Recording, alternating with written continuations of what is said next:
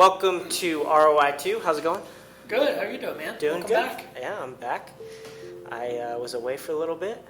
I was trying to think of a funny quote. Now I'm back again or whatever, but it's not coming.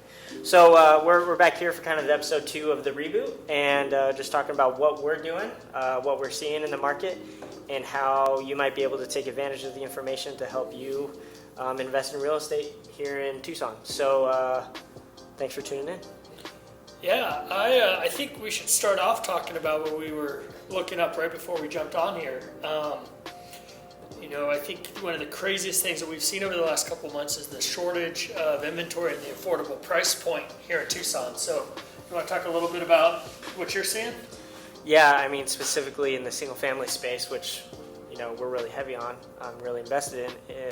We love the turnkey homes around that 175 price point, and currently there are 21 total homes in Tucson that are at least 3 bedrooms, at least 1 bathroom, and more than 1,000 square feet here in Tucson. There's 21 total, and about half of those are ones that need to be completely remodeled or demolished and rebuilt. And when you're talking about low inventory, that's the definition of low inventory, specifically affordability here in Tucson. So.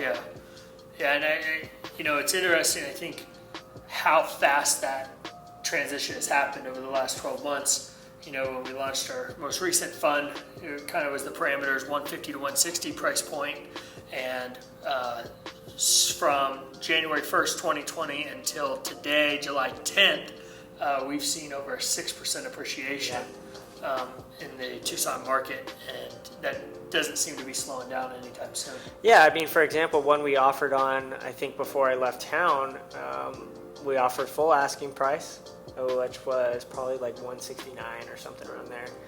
And it made the offer within hours. By the end of the day, when the listing agent got back to us, he said they had 16 offers in one day.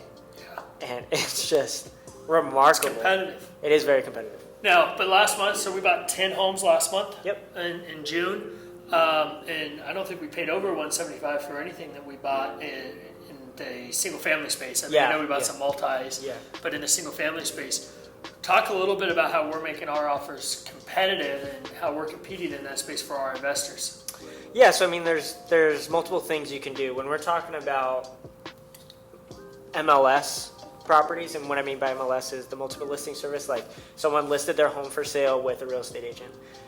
The biggest thing that we can offer specifically right now is speed. Because speed in closing, because first of all, most of these buyers are purchasing with loans, and interest rates are kind of, they're low, but a lot of people are worried about employment with COVID going on. So when they get a cash offer, that's kind of some sort of stability and predictability with an offer. And the other thing that I don't think people think about is a quick inspection period. Inspectors right now, because there's so many transactions going on, can't go to a property within a week. They have to schedule it so far out. So if we can do a 5-day inspection period, that's really attractive to homeowners because they know that we mean business. We're going to go in and get it done very quickly.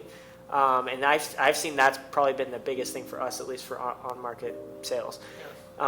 Where we spend a lot of time as well is off-market sales as well. Where we go directly to the owner and say that we will purchase their property. And typically when a homeowner is selling their house, they're going to have about 7 to 9% on top cut off just straight for fees. That's the real estate agent fees, title fees, everything. And that 7 to 9% is actually the difference for us when we're running the numbers on a deal that works. And the seller is going to get essentially market value because they don't have to worry about those fees. So it's like a break even for them. So that's one thing that we've been able to do, at least for off market as well, for just straight, easy, convenient sale. Yeah. So to recap, speed is winning the day for MLS listed properties. I know a few that we've done, we've let sellers pick their closing dates or their move out dates and actually rent back from us. So that flexibility and optionality has been good. Yeah, I mean, a lot of these people are trying to sell their house in order to buy the next one, and we're very flexible. If they want it fast, great. If they want it in a month and a half or 2 months, fine. Yeah, Like, that work totally with that. works. We can work with it so that they have a smooth transition to the next property. Right. Because doing that with with a different buyer and then trying to buy it and timing that with all parties is a nightmare. So let me ask you this: if I'm a new or newer investor out there and I'm looking at investing, you think now's a good time to invest, or do you think the market's too frothy and maybe it's better to sit on the sideline? I think it depends. I think it depends on what your goals are. I think where we will preach time and time again is just multiple exits. You have to be able to go into a property and say, you have immediate equity, so you have a deal, right? Mm-hmm. It astonishes me when an investor goes in and pays top dollar and doesn't have any equity for a property and thinks that is wise. And depending on the situation, it might be, but you're an investor, you need to make money, so it makes sense to go in with some equity value on the front end. And you need, with that equity, if you need to sell it and make some money, great. And if you need to rent it and the numbers make sense, that's what I'm for. There's just so many exit strategies, and that's what we try to do with all of our properties. Yeah, I think the strategy is critically important. Working with a couple investors right now on their first, second, or third purchase, one of the questions that I'm seeing a lot, and I think the team is seeing, is, well, it seems like it's too competitive, the market's too hot right now, I want to wait until it slows down. You could say that about last year, you could say that about the year before that. You can't time the market, and so anybody who's holding back and waiting, they've lost the 7% appreciation we gained last year in the Tucson market. They've lost the 6% we've gained thus far this year, and maybe tomorrow the market corrects downward and you look like a genius, but there's also the potential that it could go the other direction and continue to increase. So to your point, multiple exit strategies, having a plan, and then capitalizing on opportunities that are out there, finding spaces that you can still find really good deals and have a strategy that makes sense from an investment standpoint. The low interest rates help right now, but they're helping everybody. So everybody now is capitalizing on that. So creativity, multiple exit strategies, but at the end of the day, if you're investing on a long-term horizon, whether you're buying at the very peak of the 2020 market or somewhere towards the ramp up or the slowdown over a 20-year horizon, that should have a minimal impact on your investment. Yeah, so I mean, we're going to go over a deal today where that of having multiple strategies actually played into our favor of just what we were going to do. And I don't know if you want to hop into that now, or did you want to kind of... No, I think we can pull it up. Let me open it up here. So right now we want to talk about a deal that we purchased, and like Ben was saying, having multiple exit strategies is always very important, at least in real estate, and we just want to chat about what we're seeing. Yeah, so 74270 East 34th Street. It's a property we bought right around a month ago. Yep. What was it listed for? It started at 169. Started at 169. They had multiple offers. They ended up actually taking our offer, quick cash, quick close. We ended up buying the property for $150,000. So we were pretty happy on the purchase side. How did we get it to 150? Because I mean, you hear 169 and then multiple offers, and we got to 150. Yeah. So one, it was having cash, quick close, but then also during our due diligence, we identified some issues with the property and brought them to the attention of the seller. And ultimately, rather than relisting it, they decided that the $150,000 cash was worth it for them to sell. Yeah, and I think the things that we pointed out were, because the other offers that they had were finance offers. Mm-hmm. And with finance, you're going to have someone walk through, and an appraiser is going to flag things. Yep. And the items that were wrong with this house were things that a lender wouldn't approve of. So it was kind of either a cash sale or you go in and fix these things, and it's going to be expensive. Yep, exactly. So it's a 3-bed, 2-bath, had a den and a 1-car garage and laundry room. So here are a couple of the photos. We'll go through these real quick. You can see nice modern furniture and design.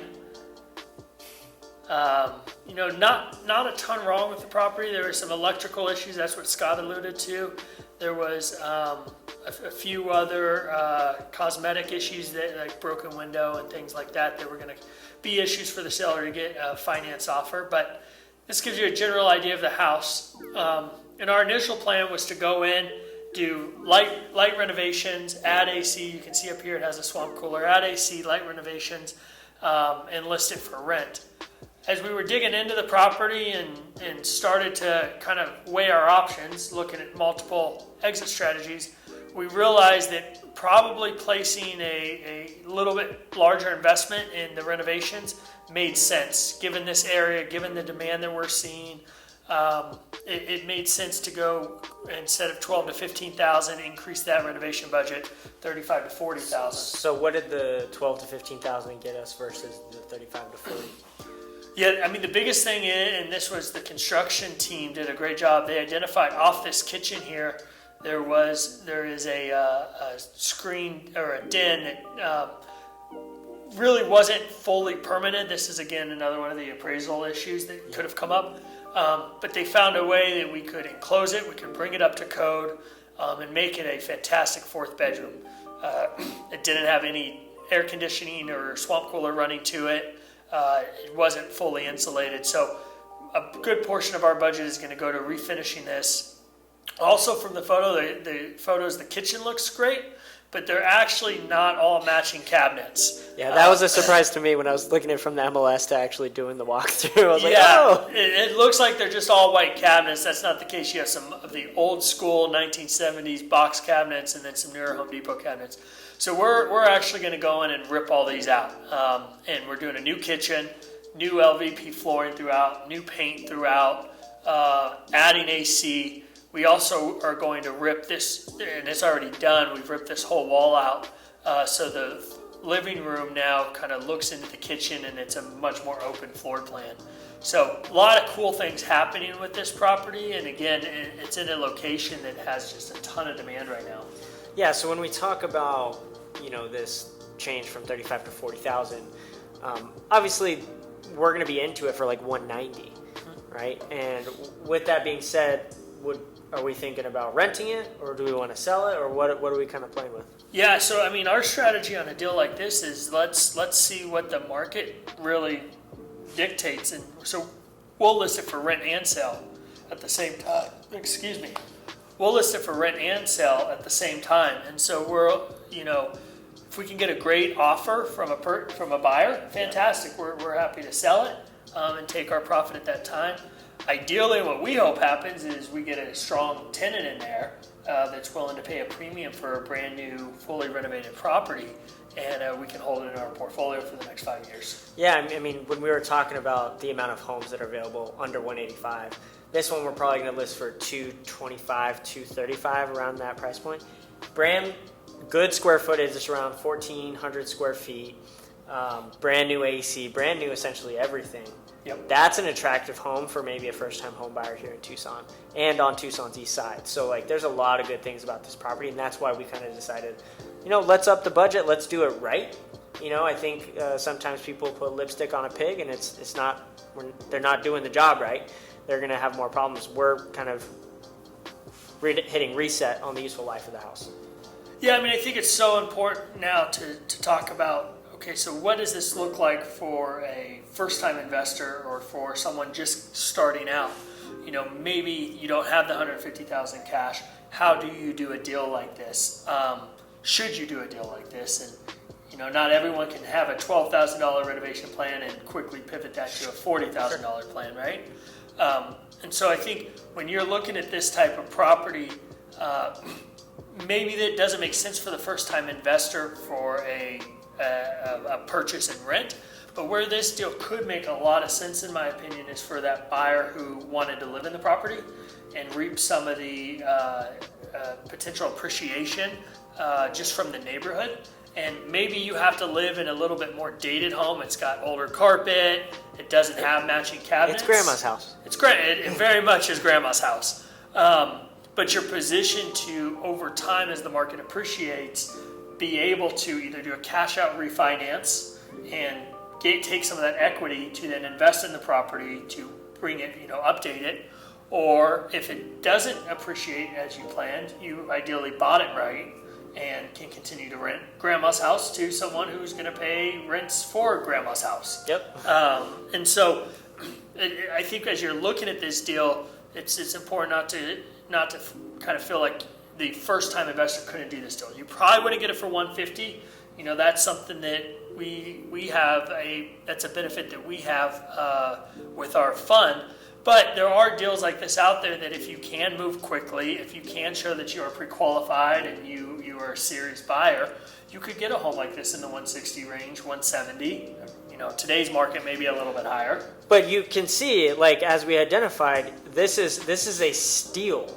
Even if you get it for 160, 165 compared to what else is out there. Yeah. With the 1,400 square foot house and with a one-car garage, like this is a great deal, and we would probably pay more than 150 right now if it came up available. Yeah. So, well, and then there's creative strategies as well. You can work with hard money lenders and investors to have the ability to have that cash to close quick. One thing that we're now doing with some of our newer investment clients is actually funding their purchases in cash. That way they can compete and get the property that they want.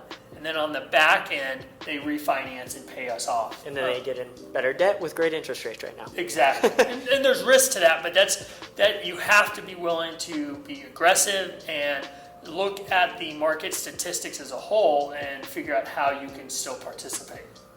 So let's talk a little bit more about a new investor, if they're going to work with Apex or any other type of lender out there to facilitate, maybe a private loan or hard money loan on the purchase. What how would that be structured if they were going to work with us? Let's talk about that. Yeah, so really you got to start with what is the goal. And the goal for that investor is to get them to the front of the line. There's 16 offers on this property. We're trying to get that investor to the front of the line so that their offer is taken seriously. And so what we're now doing for investors, because it is so competitive out there, but we think there's still opportunity when you can move quick and offer cash, quick close. What we're doing is now going out and submitting offers on behalf of the investors. Our fund is purchasing the property and then selling it to the investor 30 days later, 45 days later, through a traditional purchase. And so we can move them to the front of the line on the acquisition. They give us a non-refundable earnest deposit, which varies on the deal between 5 and 10% of the purchase price. That's applied to their down payment when they purchase it on the back end with their traditional loan. And then we hold the property for 30 to 45 days until they can complete the appraisal process and all the loan paperwork. The biggest thing I think there to get started is you need to be pre-approved with a lender before we start this process. Yep. Just to ensure that the fund is protected. We know that there's a little bit of security that you're going to buy it on the back end, then you can do so. But pretty simple is the fund will purchase it on your behalf and you'll buy it back in 30 to 45 days. And I think it's important to understand on a deal like this, it has to move very quick. That's how you get to the front of the line. Yeah. And so you need to get educated and become comfortable with that process. And that's something that we do here every day working with clients. But it can be a little bit scary when you're going out there and you're buying a house and it's a 5-day inspection and we're closing in 10 days and my earnest money is now locked up at hard. You have a week and a half to decide if you want to invest significantly into this property. Right. And the reality for a newer investor, maybe that's too scary, maybe that's biting off too much. Sure. At the same time, that's the only way you're going to get a home that was listed for $169 with multiple offers. The only way you're going to be able to buy for in the $150 range and actually have what we view as a pretty solid asset. To give value, you have to give value. And the way you give value nowadays is through speed and security for the seller. So and you have to be willing to take risk, right? You have to be comfortable with purchasing a property, and if the worst case scenario happens, let's say the roof caves in, I mean, granted that's insurance, but like if the AC goes out or the small cooler, you have to be able to fork up the cash to be able to facilitate that. So obviously make sure that, you feel comfortable taking on an investment and recognizing the risk too. Yeah, I typically recommend anybody looking to do their first investment property. It's a 6-month education process just to kind of get comfortable with how the acquisition occurs and how you need to structure your personal finances to ensure that you are protected. The last thing we want is someone to come in and buy a property and not really understand what's going on and put themselves in financial hardship. Definitely. So now let's talk about over the past couple of weeks, what's been kind of your big learning with we bought 10 houses. We've been doing a lot. We've added a property manager to the company. What's been kind of your big learning as you're looking at our portfolio? I think the biggest thing that we're seeing right now is spending on repairs and maintenance, spending a little bit more on the front end to avoid problems in the future. For example, the one that's kind of hit me on the chin is we chose not to replace an older AC unit, thought we could fix it up and repair it, and it's down 2 weeks later again, so that's tenant rent credits, that's a frustrated tenant, and the $1,000 repair didn't work, and now we're paying for a new AC unit. So trying to skimp, you got to know where you're trying to save money and when it's better just to spend money. And so big learning for me in the last couple of weeks is really paying attention to that. I think we're moving a little too fast, and probably in hindsight it made sense to replace the unit from day one. So maybe just on our end, doing the walkthroughs and expecting the worst, right? Yeah. And just preparing for the worst and being able to, okay, if this happens, does it still work in the numbers? Because $1,000 repair to a new AC, that's $1,000 to $6,000-$7,000 very quickly. Yep. And an unhappy tenant. And that can be pretty scary. Yeah. So, it's every day we're learning, every day we're finding ways to improve. One of the things that I'm extremely excited about is we're continually seeing the assets that we've acquired over the last 2 years. We're reaping the benefits of buying with great locations, and so the value of that is continuing to shine through. They say in real estate, it's all about location, and that's continuing to. Yeah, I mean, true. Listing that we're getting ready to put up, we bought for right next to campus for $155, I think, all in. That was probably worth $175 2 years ago, and now we're getting ready to list it for $215, and it was an Airbnb rental, right? Yep. That we used it for, but that's some serious appreciation right there. So, and I mean that's kind of our bread and butter strategy. As far as we bought a home that we cash flowed, short term. We knew we liked the location, so we had upside potential given the proximity to the U of A and the neighborhood it was located in. And then also we have the ability, if we didn't see that appreciation, we could potentially add 1,000 square feet and do a little bit larger development and make it a 5-bed, 4-bath, kind of that bread and butter larger development that we do. So for us, when we look at it right now, to have about $60,000 of appreciation over 2 years while we've cash flowed, take some chips off the table and move on to some other deals. We like that opportunity there. Yeah. But it's easy to be excited about the deals because the market's been on a tear. So sure. There's definitely we're not the smartest guys in the room. We just spend a lot of money investing in real estate and have reaped benefits of the market. Yeah, I mean, we've been riding the wave a little bit, and we'll see what happens in the future, but it's good that we're identifying that we see single family appreciation, and it's happening currently. So let's continue to ride the wave. Yeah, absolutely. Everyone, thank you so much for tuning in. Hope you have a great day. If you want to work with us in some way, shape, or form, shoot us an email. Go to our website, apexaz.com. But we'll see you in the next episode. Have a great day, everybody. See ya.